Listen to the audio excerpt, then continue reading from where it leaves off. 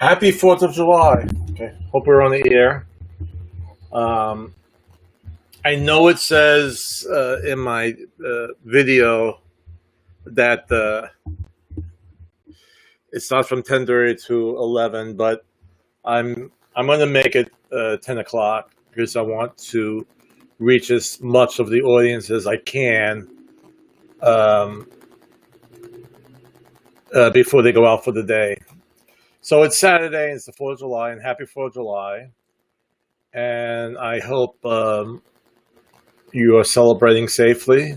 Have a good time, but be mindful of social distancing and wear your mask so we don't have to go back to the lower phases. Right now, Virginia is going strong. We're up to phase 3, and let's keep it that way. So enjoy the 4th, go to barbecues. Throughout Hampton Roads, I think there's going to be fireworks around, the area. I know a lot of people in my neighborhood have been shooting off fireworks, so I could just sit in the backyard or in the front and take a look. But Macy's of New York will have fireworks on TV, so you can enjoy it that way. But wanted to do a shorter one today because it is a holiday, but I wanted to be consistent and do another showing. Another live stream. And what I want to talk about today is that many people who want to sell their homes are afraid because of the COVID-19, and that's understandable. If you're nervous, if you're still living in a home and you don't want people going through, there are ways to deal with that where the agent could do a live stream video and people could view your home that way. But the point what I'm trying to make, the houses that we're putting on the market, they're going into a contract, if not the first day, about 1 to 4 days they're in contract with sometimes multiple offers. So the situation is that there are very few listings out there. So if you put yours on the market, there's very little competition. And if the buyer needs to, let's say it's military and they're being reassigned to the Hampton Roads area of Virginia, and they need a house, your house will most likely go, within a week or 2 weeks or whatever. Okay, we have a limited amount of supply of houses, and interest rates again are extremely low. So that's encouraging buyers to go out there and buy now. So with the combination of not that many listings and the buyers that are actually in the market are the really motivated buyers because they're out there now, whether or not they have concerns about COVID-19 and they're looking at homes and they're out there looking. So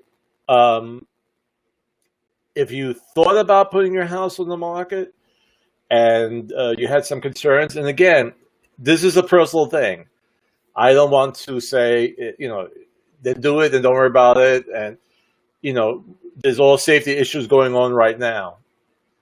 So if you have concerns and you have to wait, then you just have to wait. But the real estate industry is taking various ways or practices to avoid spreading of the COVID-19. So you could rest assured, and you could, list with me. I will tell you what I will do to avoid as much as I can, we'll just restrict people visiting and just do the virtual tour throughout the house. But again, like my van has, I have a case full of masks. If we walk through the house, we'll wear a mask and we'll abide by all the COVID-19 guidelines. Okay. But the bottom line is that we need listings. And again, as I said last week, we all need listings, and of course, I hope I get a whole lot of them, but we work here in Virginia with co-brokerages. So most likely the house that I list will be sold or from a buyer from another agency. Okay.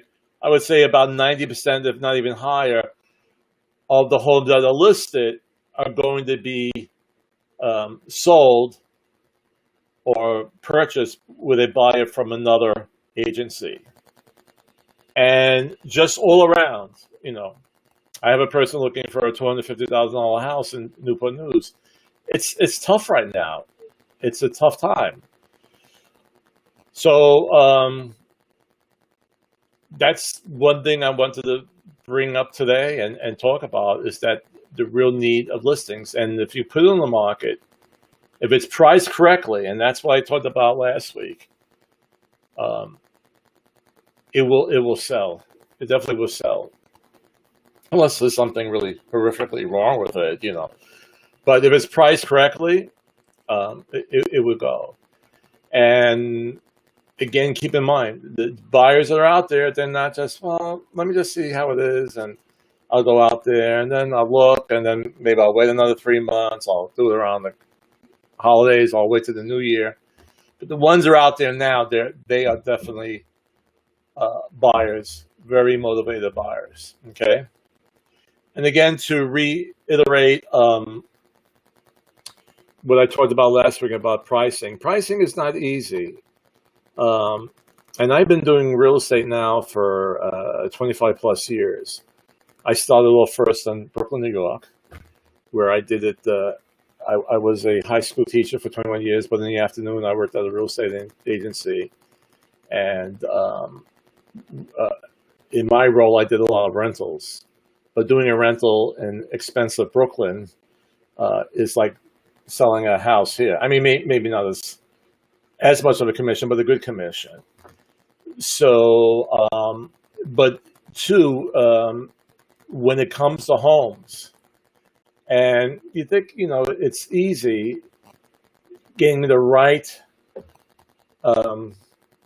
price for the home. It's not. If I could pull it out fast, let's see if I have it here. I'm not going to spend a lot of time if I can't find it. But I bought a book on doing appraisals, and the book is this thick. And so there's a lot of items that go into determining the price of a house. And the price that you see for a house that you're listing, um, someone else might see, well, that's too high or it's much too low. Most of the times, people price it too high, and that's why they're not selling. And I've had this a couple of times with people who flip properties, where they bought the house from me, bought it low at the foreclosure, and I did the CMA for them. And I said, "This is what you could get for this neighborhood for that house that's 4 bedrooms, 2.5 baths, and this is the price." Then they do their reconstruction, their renovations, and they say, and they call me and say, "Chris, I'm going to list it, but I put a lot of stuff in here, and it's all high end, high quality." And so, you said 220, let's go for 250. And just because that's what they want, then maybe I shouldn't have gone and listed, but I listed for them at that price, wouldn't go. Went down, we brought it down to 240 and so forth. I originally said 220 for that neighborhood. He had it with me, and then he gave it to somebody else. And they lowered it, and they lowered it. Okay, and it finally got to 220, and he had a buyer for it. And that's what he sold it at. And if he listened to me months earlier, he would have recouped that money a lot faster. Okay, because don't forget, when the house sits on the market, you have to pay insurance. If you hopefully leaving the electricity on, if it's during the summertime and the air conditioning is on, so you still have utility costs, you have insurance costs, so you're losing money when it's not selling. So even if he didn't sell it for what he wanted, but at least he would have recouped his money a lot faster. And the point is that a house in a development that, let's say, the highest is 220, and even if you put whatever, you put an in-ground pool, you put these beautiful high-end soffits and and you see that it's beautiful, and you say, "Hey, I put a lot of quality stuff in it," but you might just get an extra $5,000. Okay, you're not going to get $20,000-$30,000 more, and that's a hard reality for some people. Some people are very emotionally attached to it, and I had another one where, I lived here, for 20, 30 years, and my husband paid it off right away and left it for me, and then he passed away, and I don't have any mortgage on it, and this and that. And again, I priced it for what actually, it sold for in the long run after many, many months on the market. So, but even so, even today when I do, it's really, it's fine tuning. It's not, not something, oh, they sold that for 240. Doesn't work that way. You have to analyze each house. So it's important to work with a real estate agent when it comes to listing your house. Again, you could try it on your own. And as I discussed last week, we're a service industry. And there are people who buy stocks and sell stocks on their own. They still have to use a broker. But they call it in, they say buy 100 shares of AT&T, of IBM. These are probably old school stocks. That's from my era. All right, and because AT&T doesn't exist anymore, but then there are people who say, okay, I'm going to hire, a stockbroker. They'll call me and say, hey, this sounds like a good deal. Should I buy? And I say yes. And there is some people that it goes above them, and they just give them a whole bunch of money, and they manage it, and they'll buy what they think it's good without telling the client. Okay, so that's what we as agents, we are giving you a service. We're using our expertise to to find the right price for the property, to put on the multiple listing service, to put a lockbox on it so other brokerages could go in. And as I said before, most likely it will be bought by a buyer from another brokerage industry. Okay, we advertise in the paper, we advertise on Zillow, Trulia. There's HotPads. There's so many out there.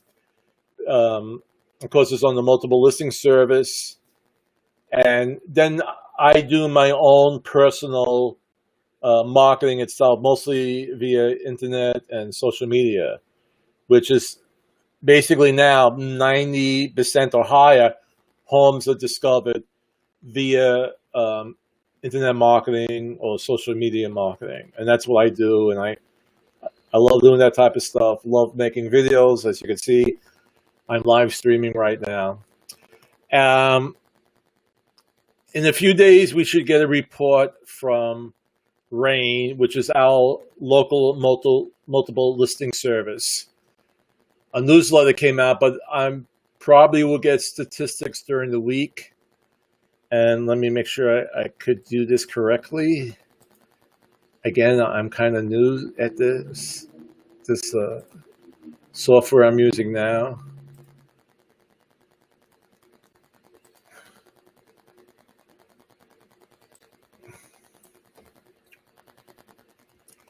So I just want to make sure this is showing up, excuse me, on my screen. And let's see, is it? Okay, I think it is. I'm looking at it on my smartphone, and I think you're going to be heading to, okay. So let me make sure you're seeing the RAIN newsletter.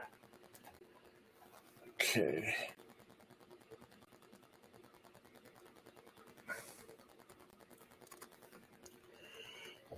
Let me go back to this. Hold on.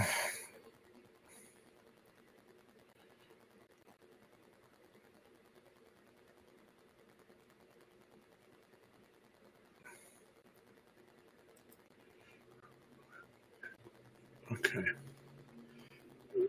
Un momento, por favor. Por favor. Let's go. Okay, let's go back to this. Is that going to the PDF? Maybe, let's see. Okay. All right. So this is the RAIN newsletter, and it's RAIN, the Real Estate Information Network. There we go. Okay. So trending tech shows no signs of stopping post-pandemic. While the coronavirus forced many of us indoors and altered the ways we specialize and engage with our friends and families, colleagues, and clients, it has also compelled society to embrace various forms of technology. The pandemic has forced trends in technology that have already existed to become even more accelerated in use and necessity. Here are a few tech tools that have helped agents stay connected and conduct business in a time when engaging with people presents many challenges, and we don't foresee them slowing down or disappearing anytime soon. So I'm not going to read all of this. I'm going to see if I could send it out to my clients in PDF form. But here we have live streaming, which is what I'm doing right now. But we also could do live streaming from a home, walking around, showing the living room, the dining room, the kitchen. Video conference, we don't have to really meet in the office and discuss properties or what your goals are in real estate and what type of home you're looking for. So this is the way we're going about it. And here we have the health of the Hampton Roads housing market. – And again, this is going to be a combination of what's happened in June, and so in probably a couple of days within a couple of days this week, I'll get more statistics on the local market that I could share with you on the next live stream. I'll read a little bit of this first paragraph here. To put things in perspective, the U.S. was in the 11th year economic expansion when it all came to a screeching halt in March 2020. Current conditions reflect the biggest economic contraction since 1946, bigger than the recession in 2008, with national unemployment rates the highest recorded since 1940. However, this recession is completely different than what happened in 1946, when the U.S. was coming out of a war and retooling its manufacturing industries. This time, the economy is forecast to start rebounding by the third quarter of 2020, which will start then in September, though it may take 18 to 24 months before the economy feels normal again. Now, actually, the third quarter would be October, November, December. Though the Hampton Roads area did experience a large spike in unemployment, jumping from 3.7% in March 2020 to 12.5% in April, our region has fared better than nationwide.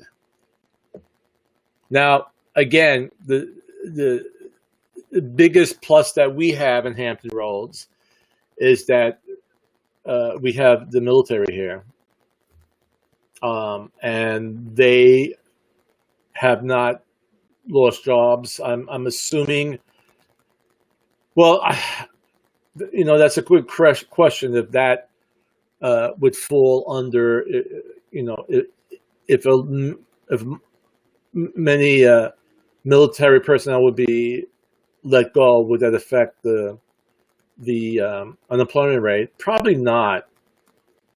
I'm not sure. I really would have to research that. But being that, you see, it's all a dominoes effect. Being that we have the military here, they're still employed, they still could buy food items. Now as we're in phase 3, they're able to go out to eat. So you still have the wheels of commerce moving, which is important for a neighborhood, for an area. So this is all good news. Well, I mean, let's put it this way. It's good news in the sense that our local economy is strong. We still have a lot of hurdles to come across. And the biggest thing is that we stay consistent and work towards alleviating the effects of or not getting sick with the COVID-19.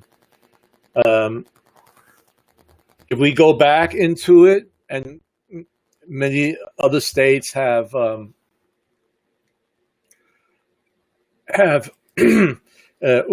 to moved backwards to the earlier phases, then we are going to have some sort of difficulty with our economy. Even as we move out in the direction we're going, if we continue with this good path of lowering the cases of COVID-19, there are many industries it's going to take a while for them to get back online. Even if it was completely cured by the middle of July, okay? It takes a while to restart these industries, and people feeling confident about, for instance, flying, visiting people, going into jets. We know that I think Broadway in New York is still going to be closed for at least to the end of 2020. Maybe they'll reopen in the spring of 2021. So it takes a while, even as we show signs of improvement to get these industries going. The only industries that really probably going to pick up faster will be the service industries, like restaurants, dining, because people, they've been in the house so long, they're going out, and so these jobs are going back, and most likely the very good news about the job market that came out this week on Thursday. That was great news, but it's mostly the service industries where they're hiring back the waiters and waitresses, bartenders, cooks, and so forth, and they're heading back in that right direction. Now, you take a big place like Busch Gardens, they're still holding off. There's a possibility they might open up, the middle of the end of July, but don't forget, they employ tens of thousands of people. Governor Northam said, yeah, you can open up, if you allow 1,000 people, but 1,000 people is not enough to help pay for all the payroll expenses of the people that are there. So, so even if we stay on this positive upward path, it's going to be a bit for the economy to really get back to where it was prior. But let me say but to that. But if we don't, and it starts going back down, then it's kind of bad news, because now we're looking not to rebound at the end of the year. Maybe the beginning of 2021, maybe in the second quarter of 2021. So it's prolonged, okay? So we all have to stay strong. If that's my message for 4th of July, stay strong. We're a strong nation. Abide by the rules. Do what you can to make sure you don't spread the virus or you don't get sick yourself. I wear my mask all the time. Yes, it's uncomfortable, especially in the heat now that we're having. What I'll do, if it's hot outside, I can't breathe so well, I'll lower it. And as long as there's no people around me, and if I'm getting closer to someone, I'll just put it back up again. But it's important to wear it. And you could, it's not 100%. Well, yeah, but you're lowering the odds of spreading it or yourself getting sick. Okay, so it's at 10:28. And I want to keep it down to a half hour, so I keep your attention. I hope I did. So to put a review on this or recap on this, we need listings. And the real estate industry is doing many practices to prevent the spread of COVID-19. So if you're a little bit nervous about listing, there are ways we can handle it if you feel comfortable.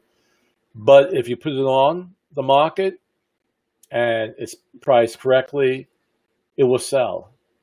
And I would say it will be in contract within a week. I'm not guaranteeing that, but we're seeing that in our office. We're putting houses on the market. First day is out there. 4 or 5 people going out there on that day, looking at it, and we're getting contracts the next day. Okay? So if you feel good, put it on the market now. And if that's your goal, if that's what you want to do, you've been waiting to sell, put it on the market now. Okay? Call me, text me, whatever. If you're seeing this on Facebook or LinkedIn or YouTube, send me a message. You want me to take a look at your house, you want to buy a house, be very happy to work with you. Okay? So enjoy the rest of the holiday weekend. Be safe, and we'll talk again next Saturday. All right? Okay. Should I finish with my theme song? You've seen it already. Okay. All right. Thank you very much.